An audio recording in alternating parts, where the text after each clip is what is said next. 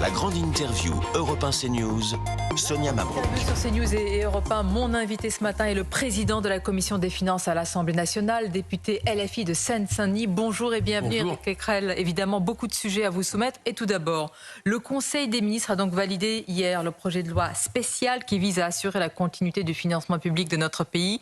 Une loi spéciale qui sera examinée tout à l'heure au Parlement, faute pour le moment de compromis sur le budget de l'État.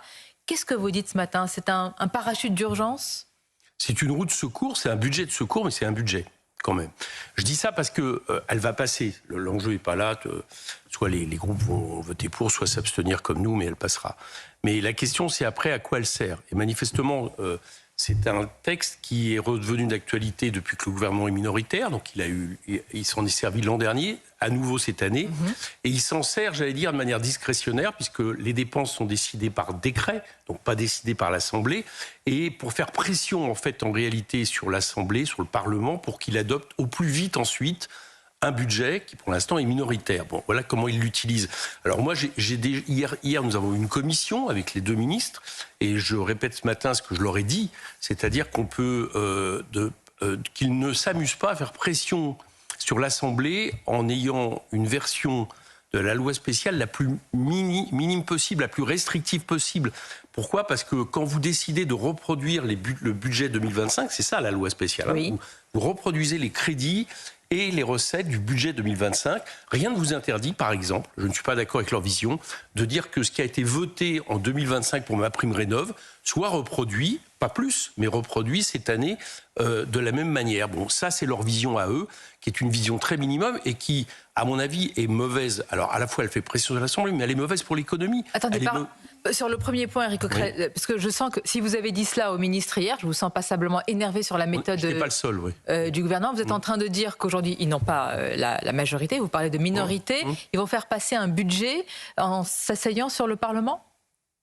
Le prochain budget, ils comptent essayer de le faire passer au plus vite, et comme ils n'ont pas de majorité, la manière de le faire passer au plus vite, vous le savez, c'est d'essayer de trouver une partie de l'opposition, en l'occurrence les socialistes, pour soit voter le budget, soit ne pas censurer après un 49.3, on va y venir.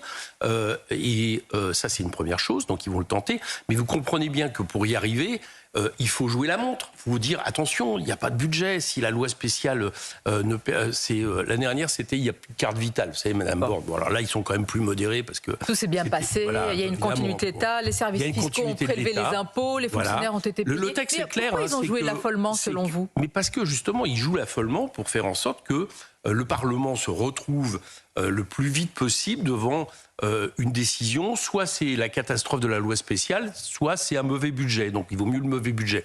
Je ne suis pas d'accord avec ça. La loi spéciale, on est d'accord, elle est temporaire. Elle n'est pas faite pour durer toute l'année. Mais elle permet de durer le temps qu'un budget sorte de l'Assemblée. Et moi, je ne souhaite pas le budget tel qu'il est aujourd'hui parce qu'il n'est pas bon pour le pays.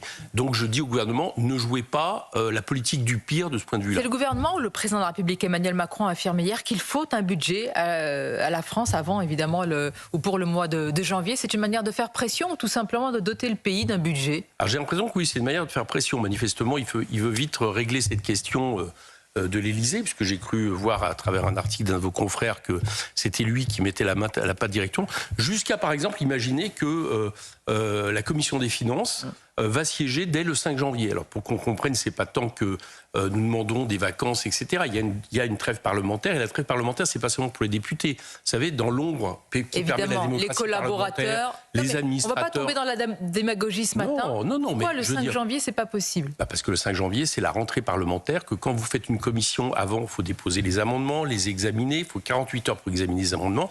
Donc, par exemple, le 6 janvier est une date assez correcte pour déposer des amendements. Donc, je vous le dis aujourd'hui, et Philippe Juvin, le rapporteur général, qui est pour un compromis, donc on n'a pas tout à fait, évidemment, c'est pas la même position, mais d'accord avec moi pour faire respecter les droits de l'Assemblée. Nous n'imaginons pas une commission, par exemple, avant le 7-8 janvier, de façon à examiner ensuite en séance vers le 12, le texte. On n'est pas aux ordres d'un gouvernement. Le gouvernement fait comme si la CMP... Il n'y avait pas d'opposition ? Il fait comme si deux choses. Comme si la commission mixte paritaire, qui n'a pas été conclusive, était juste un arrangement avec le calendrier. C'est pour la trêve des confiseurs, on vous laisse tranquille et puis on reprend. Mais non, C'est un échec. Ils ont perdu. Ils n'ont pas pu faire passer leur budget. Donc à partir de là, on ne peut pas continuer comme si de rien n'était. Et il faut laisser à l'Assemblée, au Parlement, le temps de réexaminer le budget qui va venir du Sénat, puisque c'est ça le choix qui a été fait, et puis de s'y opposer. On a le droit de s'opposer. Éric Coquerel, vous êtes le président de la Commission des finances à l'Assemblée. Ce matin, sur CNews Europe 1, on entend ce que vous dites et par rapport au respect du Parlement. Mais comment, selon vous, les Français sont en train de voir cette séquence? On va arriver au budget de l'État. Marasme politique, on voit des débats à n'en plus finir. Quelle image est renvoyée, selon vous? Tout est fait pour que l'image soit mauvaise pour le Parlement. Ça, c'est clair. C'est-à-dire, on laisse l'idée que c'est le Parlement qui bloque. Ce qui bloque, c'est qu'on a un gouvernement minoritaire. Il n'y a pas une démocratie parlementaire dans le monde où, depuis plus d'1 an, sont imposés ceux qui ont perdu les élections. Ça, c'est la Ve République qui le permet, mais on voit bien c'est à bout de souffle. Donc, la responsabilité de ceux qui n'ont pas censuré M. Lecornu en septembre est énorme. Parce qu'il aurait fallu revenir aux urnes. Ça aurait été la solution. Pourquoi ils n'ont pas voulu revenir aux urnes? Pour garder leur siège? Non, je crois. Alors bon, ils agitent la question de la peur du Rassemblement national, mais j'allais dire que le Rassemblement national ne sera pas moins dangereux dans 1 an et demi que l'est aujourd'hui. Je pense plutôt que c'est un rapport vis-à-vis de France Insoumise où ils souhaitent redistribuer les rôles à gauche, c'est-à-dire et ils comptent sur les présidentielles pour ça. Je pense qu'ils ont tort. Je pense que ça ne sera pas le cadre. Mais je pense que c'est ça. Mais au-delà de ce qu'ils veulent, moi je regarde les conséquences. Le fait de ne pas avoir censuré M. Bayrou en février dernier.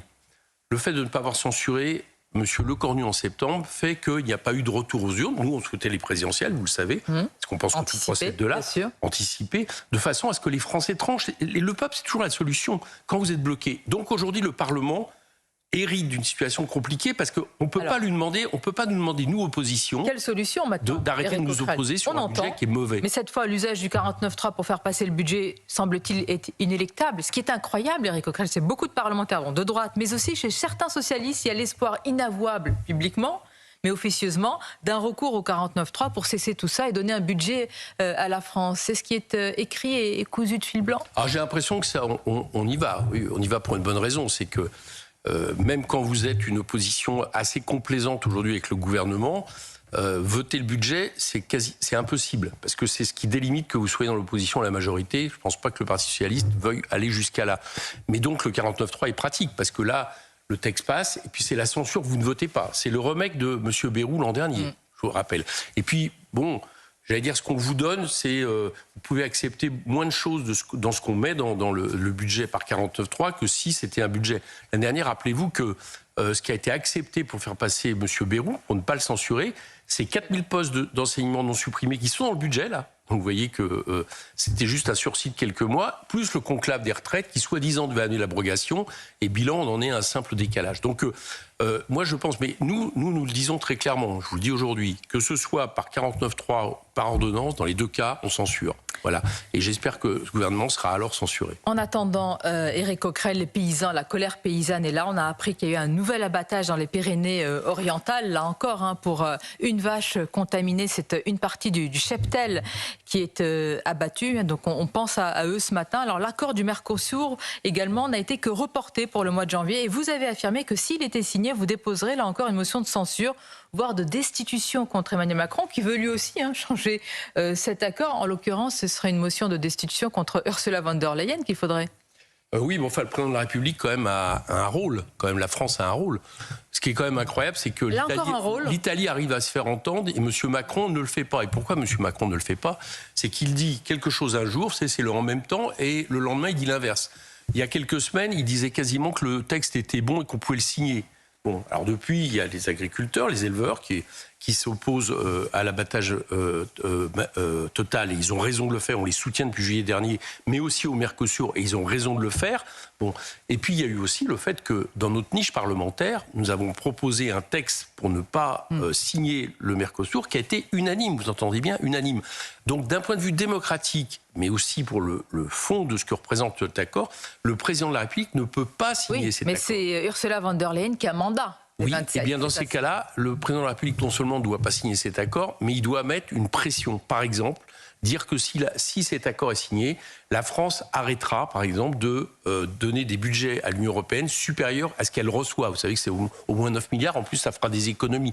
Il faut qu'on mette une pression maximum pour que cet accord ne soit pas signé.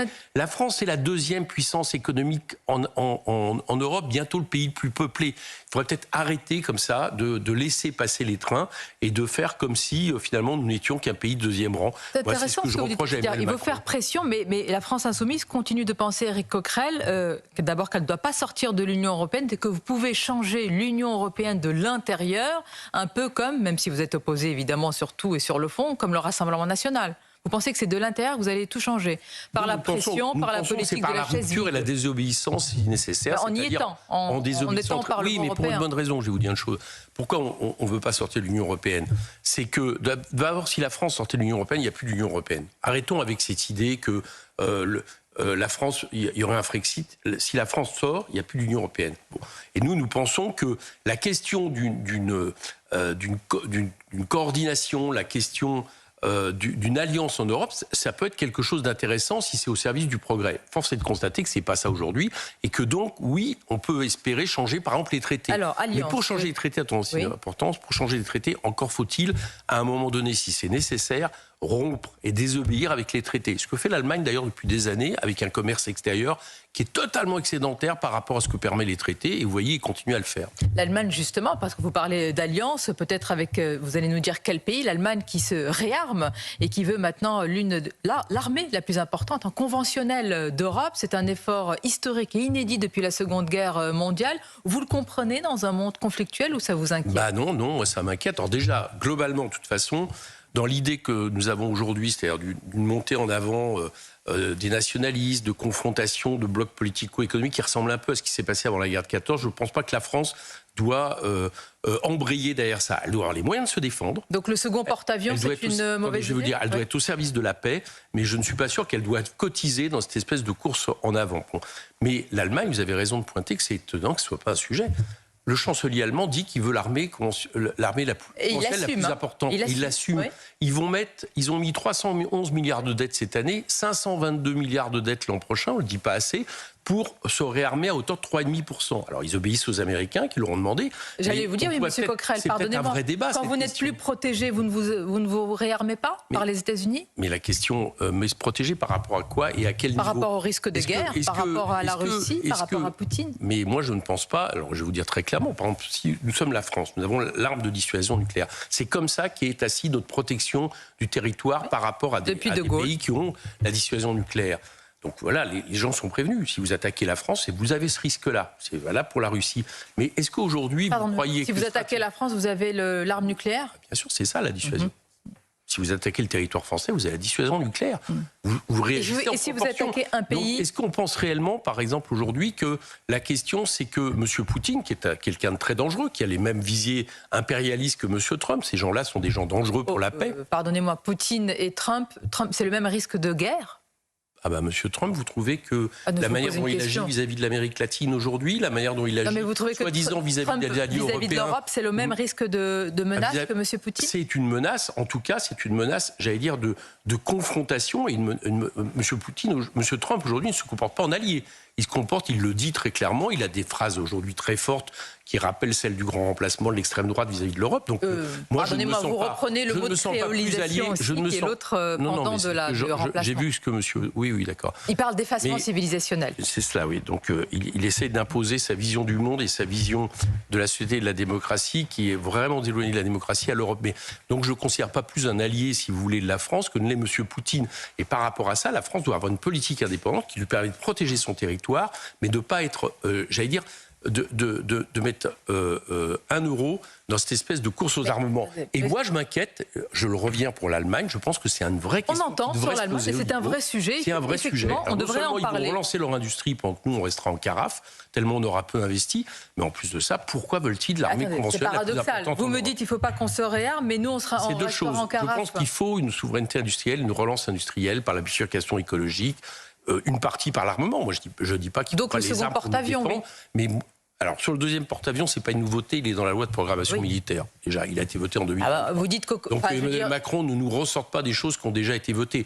Moi, je suis pas un spécialiste militaire, d'accord ? Si on pense qu'il faut un deuxième porte-avions pour, une fois de plus, défendre nos territoires, très longtemps, les militaires le demandent, nos intérêts, est une force en faveur de la paix, moi, je veux bien l'étudier. Si c'est pour aller exporter des conflits, je suis moins d'accord. Mais ce porte-avions, je vous rappelle qu'il a été voté. Donc M. Macron ne fasse pas comme si tout d'un coup il décidait d'un porte-avions qui a déjà été voté dans le vote. La question, je vous la pose plus directement. Une France au service de la paix n'a-t-elle pas besoin de se réarmer davantage ? Eh bien, si c'est pour protéger son territoire, parce qu'il y a des preuves que c'est nécessaire, et y compris ces territoires, je vous le rappelle, sur toutes les mers du monde, puisque nous avons avec les territoires et départements d'outre-mer, oui, si c'est pour, quelque part, nous mettre dans une ambiance de guerre, imaginer que nous allons intervenir sur des conflits extérieurs, je ne suis pas d'accord. 2 questions rapides pour conclure, Éric Coquerel, sur la commission d'enquête autour des liens avérés ou supposés entre les partis politiques et l'islamisme. Laurent Wauquiez a dit ici même, a maintenu que Jean-Luc Mélenchon était le cheval de Troie de l'islamisme, et il a dit que, je cite sa phrase, l'objectif de cette commission était de démonter la France insoumise. Comment réagissez-vous ? Vous connaissez le principe de l'Inquisition ? Il n'y a pas de preuve, donc comme il n'y a pas de preuve, ça veut dire que c'est... C'est largement partagé dans tous les partis d'ailleurs. Peut-être, mais c'est exactement ce qui s'est procédé avec cette commission, qui était une commission de M. Wauquiez. Dès le départ, il n'a pas pu la faire passer comme ça, parce qu'il y a eu un refus vis-à-vis de France Insoumise. On sort de la commission, il n'y a aucune preuve concrète, et pour cause, parce que ça n'existe pas, d'un entrisme islamiste dans France Insoumise. Et comme il n'y a pas de preuve concrète, mais que c'est de l'entrisme, ça veut dire que ça existe. Bon, tout ça est de la manipulation et une manière de cacher, ou pas de cacher d'ailleurs, le rapprochement entre M. Wauquiez et l'extrême droite et ses idées, qui me semblent autrement plus dangereux pour la démocratie. La commission d'enquête, encore une sur l'audiovisuel public, a été suspendue, on l'a appris, par son président Jérémy Patrier-Leitus du Parti Horizon, dans le but, je cite, de retrouver de l'apaisement, alors que le rapporteur, si vous avez suivi les auditions, Charles Aloncle, a été rappelé à l'ordre par la présidente de l'Assemblée au sujet de la tonalité des questions posées à Patrick Cohen, Thomas Legrand et d'autres. Vous pensez qu'on empêche ce député de faire son travail, ou il y a un problème? C'est exactement comme la commission dont vous venez parler, qui est une instrumentalisation politique vis-à-vis d'opposants et d'adversaires politiques fait par M. Wauquiez. Bien. Et ben là, c'est pareil. C'est-à-dire qu'on est complètement en train de déroger à des règles de ce qu'est une commission d'enquête. Une commission d'enquête, c'est pas un tribunal d'une partie de l'Assemblée vis-à-vis d'une autre partie de l'Assemblée ou de structures externes. C'est pour essayer de comprendre la vérité, c'est pas pour, j'allais dire, l'arranger à sa sauce. Vous citez quelques chiffres, M. Coquerel. 80 millions de déficit au bout de 3 ans de mandat, un salaire moyen de 72 000 € chez France Télévisions, qui les situe parmi les 9% des Français les plus riches, 30 directeurs qui gagnent plus que le président de la République, 400 000 € brut par an. Non, mais je vous demande, est-ce que le service public ressemble aux Français? Mais attendez... Service public. C'est un peu quand même l'objectif. Bon, écoutez, moi j'ai des reproches à faire au service public, vous le savez, notamment on a eu des reproches par rapport à certains journalistes récemment qui ont arrangé la vérité pour interviewer, et on n'est pas vraiment, comment dire, très respecté par le service public quand, là je parle de France Insoumise, on passe dans des interviews. Pour autant, j'ai quand même cru comprendre, par exemple, que pour France Inter, les auditeurs continuent à suivre de manière massive, donc ils doivent s'y reconnaître en partie.